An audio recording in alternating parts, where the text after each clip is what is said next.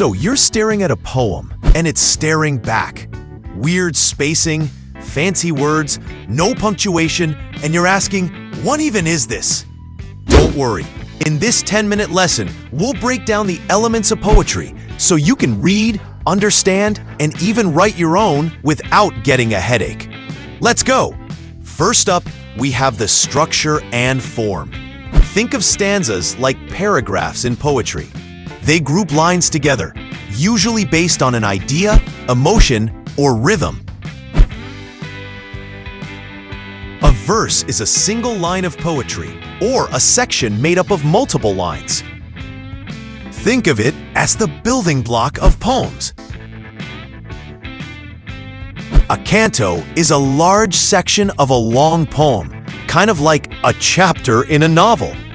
Epic poems like Dante's Inferno or the Iliad use cantos, and not something you'll see in a haiku though.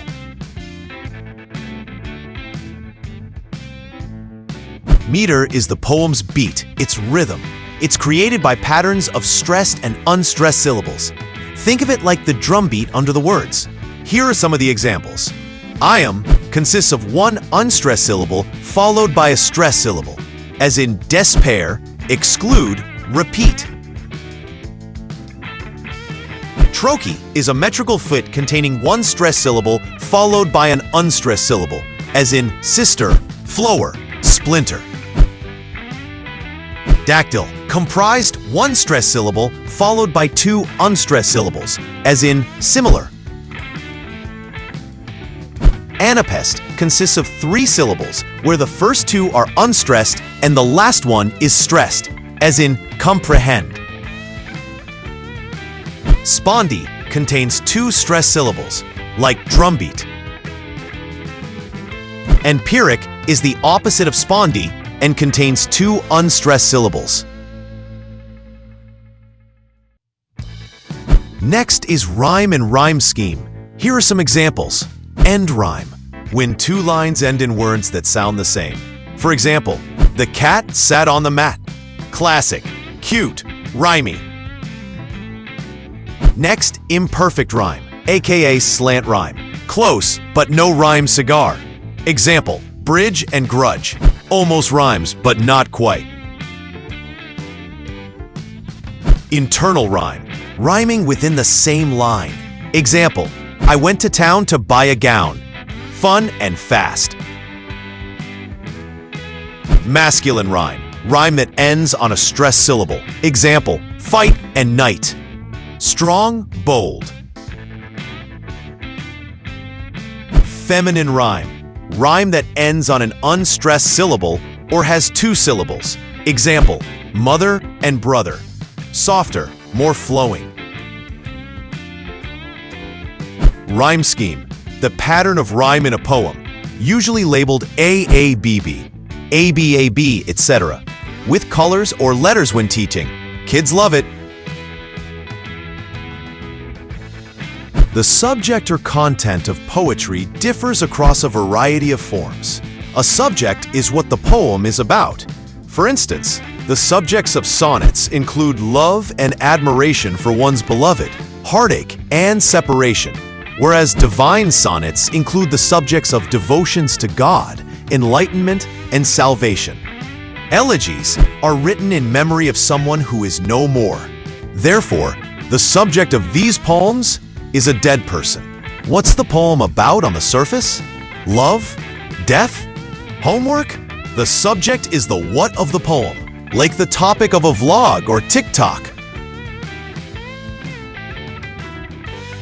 Speaker is one who narrates the poem.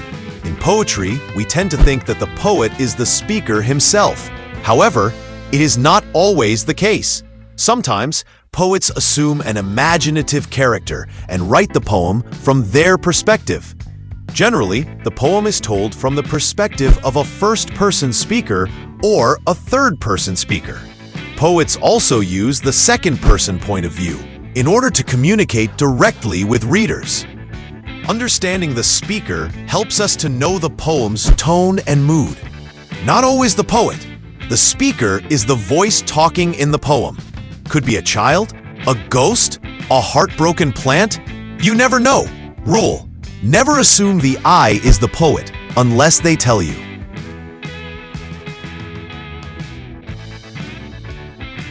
Here's the literary spice of poetry. Simile is a comparison between two unlike things using the words like or as. Metaphor is an implicit comparison between different images or ideas without the use of like or as. Repetition is a poetic technique that refers to the reuse of words, phrases, and images several times in a poem.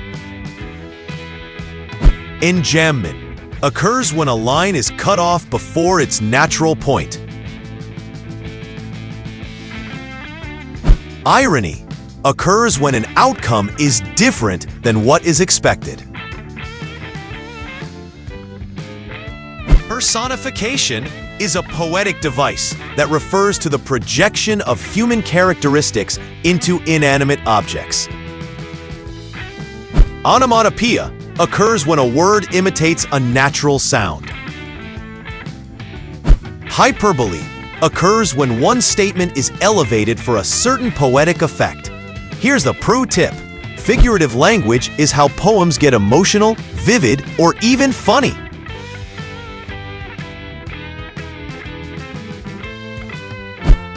The theme is a recurring idea or a pervading thought in a work of literature. Poetry themes include some common ideas such as love, nature, beauty, and as complex as death, spirituality, and immortality.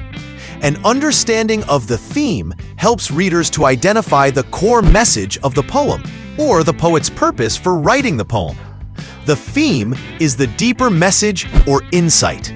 What is the poem really trying to say? Here's a pro tip.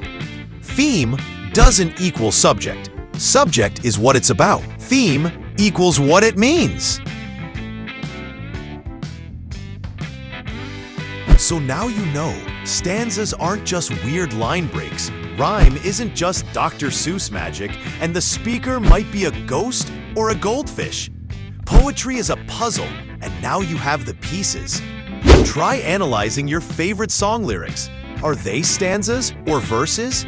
What's the rhyme scheme? Who's the speaker? Drop your favorite metaphor or weird rhyme in the comments. And don't forget to like, subscribe, or at least rhyme once a day to keep your brain in shape.